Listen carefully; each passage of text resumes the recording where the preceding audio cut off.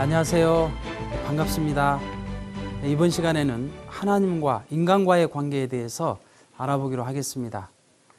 지난 시간 하나님께서는 성상과 형상 그리고 양성과 음성의 이성성상의 하나님으로 설명을 해드렸습니다. 무형의 주체로 계시는 하나님의 이성성상이 창조 원리에 의해서 실체적으로 전개된 것이 바로 피조세계입니다. 따라서 피조세계는 하나님의 실제 대상인 것입니다. 실제 대상을 개성진리체라고 하는데 우리 인간은 형상적 개성진리체요, 만물세계는 상징적 개성진리체로 창조가 된 것입니다. 따라서 형상적 개성진리체인 인간은 만물세계보다 더 구체적으로 하나님을 닮아 창조되었다는 것입니다. 그리고 형상적 개성진리체인 인간은 이 만물세계가 가지고 있는 모든 요소를 총합해서 구비하고 있게 되는 것입니다. 예를 들어본다면 인간은 광물세계가 구비하고 있는 모든 요소들을 다 구비하고 있습니다. 광물세계는 초목이 있고 그리고 지각이 초목을 둘러싸고 있습니다.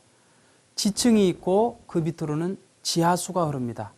암층이 있고 용암층이 있습니다. 우리 인간도 초목과 같은 체모가 있고 지각과 같은 피부가 있습니다. 그리고 지층과 같은 근육이 있고 지하수와 같은 혈관이 흐릅니다.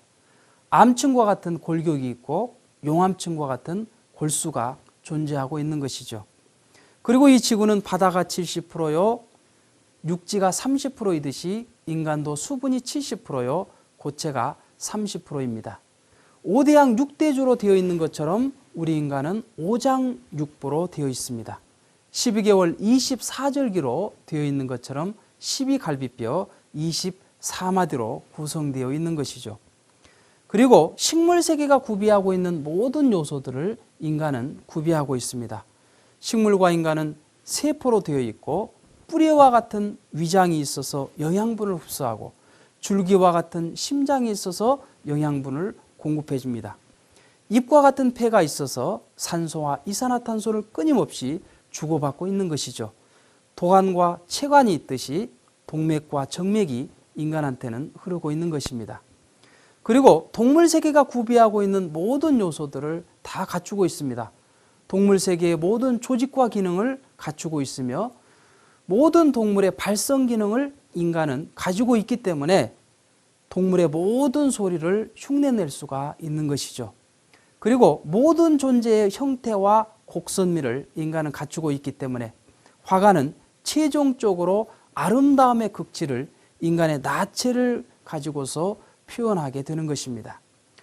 또한 천사세계가 구비하고 있는 모든 요소를 갖추고 있습니다. 천사는 영적인 존재이기 때문에 우리 인간도 영적인 요소로서 영인체를 구비하고 있게 되는 것입니다. 이처럼 인간은 소우주요, 만물을 총합한 실체상과 같은 존재가 되는 것입니다. 두 번째로 하나님과 인간과의 관계는 마음과 몸과의 관계와 같습니다. 고린도전서 3장 16절을 보게 되면 하나님의 거룩한 성전으로 인간을 표현하고 있습니다. 곧 하나님께서 성상으로 계시다면 우리 인간은 형상으로 존재하고 있습니다. 이 두 존재는 각각 원인과 결과, 주체와 대상, 종과 횡 등의 이 상대적인 관계를 맺고 있는 것이죠. 상대적인 관계란 뗄래야 뗄 수 없는 절대적인 그런 불가분의 관계를 말하는 것으로서 이것은 참 사랑의 관계인 것입니다. 우리는 좋아하면 사랑한다고 쉽게 말합니다. 그런데 싫어지면 금방 헤어져 버립니다. 이것은 참 사랑이 아닙니다. 하나님의 참 사랑은 무엇일까요?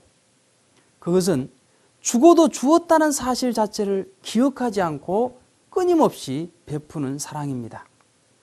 기쁨으로 주는 사랑입니다. 억지로 주는 것은 참 사랑이 아니죠. 자식을 품에 안고 젖을 먹이는 어머니의 기쁨과 사랑의 심정입니다. 어머니는 자식에게 젖을 먹이면서 자기의 피와 살의 모든 영양분을 다 공급하면서도 기뻐합니다. 그것은 하나님의 사랑을 닮았기 때문인 것이죠. 무조건적으로 베푸는 절대, 유일, 불변, 영원적인 사랑인 것입니다. 조건이 없이 영원한 사랑인 것이죠. 그리고 공익성을 띤 무형의 질서요, 평화요, 행복의 근원이 참사랑인 것입니다.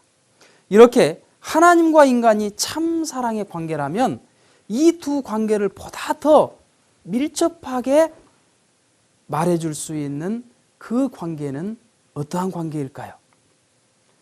바로 하나님과 인간과의 관계는 부모와 자녀와의 관계인 것입니다. 하나님께 이 우주의 중심이 무엇이냐고 한번 기도해 보십시오. 그러면 하나님께서는 이 우주의 중심은 나와 네가 부모와 자녀와의 관계다라는 답을 해 주실 것입니다. 여기에서부터 모든 우주의 비밀이 다 풀려나는 것입니다. 하나님께서 이 만물 세계를 창조하신 목적, 그리고 이 우주를 창조하신 목적은 우리 사랑하는 인간을 위한 사랑의 교제요, 사랑의 박물관이요, 사랑의 선물로 주신 것이다 하는 것을 깨닫게 되는 것입니다. 성서 66권의 그 핵심적인 내용이 무엇이냐? 그것은 하나님께서 우리 인간의 부모다라는 사실을 밝히는 내용인 것입니다. 그렇기 때문에 하나님과 인간과의 관계는 참사랑, 참생명, 참혈통의 관계인 것입니다. 부모인 하나님은 100% 당신 전체를 투입하셔서 우리 인간을 창조해 내신 것입니다. 단순히 금 나와라 뚝딱, 은 나와라 뚝딱 장난식으로 창조한 그런 하나님이 아니신 것입니다. 하나님께서 갖고 계시는 모든 사랑을, 하나님께서 갖고 계시는 모든 생명을, 하나님의 모든 이상을 투입해서 우리 인간을 창조해 내셨던 것입니다. 부모 앞에 자녀는 절대적인 참사랑의 상대요, 부모 이상의 가치를 가지듯이 하나님 앞에 우리 인간은 절대적인 참사랑의 상대요, 하나님 이상의 가치를 가지도록 창조를 해 주셨던 것입니다. 부모의 사랑은 자녀가 더 낫기를 바라듯이 하나님은 우리 인간이 더 낫기를 바라고 창조하신 것입니다. 하나님은 사랑의 대상으로 창조된 인간이 없이는 기쁨도 행복도 느끼지 못하는 것입니다. 그렇기 때문에 우리 인간은 하나님의 심정과 참사랑으로 인연된 자녀가 되는 것입니다. 하나님의 성상 속에는 정지의가 있고 그 속에는 심정이 내재되어 있습니다. 심정이란 사랑을 통해 기뻐하고자 하는 억제할 수 없는 정적인 충동을 말하는 것으로서 이것은 하나님의 본질적 속성이요 참사랑의 뿌리요 창조의 동기가 되는 것입니다. 따라서 하나님은 인간을 그냥 우연히 순간으로 창조한 것이 아닙니다. 정말 사랑하고 싶어서 견딜 수 없는 그 정적인 충동, 그 심정이 동기가 되어 참사랑으로 우리 인간을 창조하셨기 때문에 인간은 하나님의 영원한 사랑의 대상이 되는 것입니다. 그렇다면 부모이신 하나님으로부터 우리는 어떤 힘을 받고 있으며 어떠한 작용을 통해 창조 본연의 모습으로 살아갈 수 있는지 다음 시간에 알아보기로 하겠습니다. 감사합니다.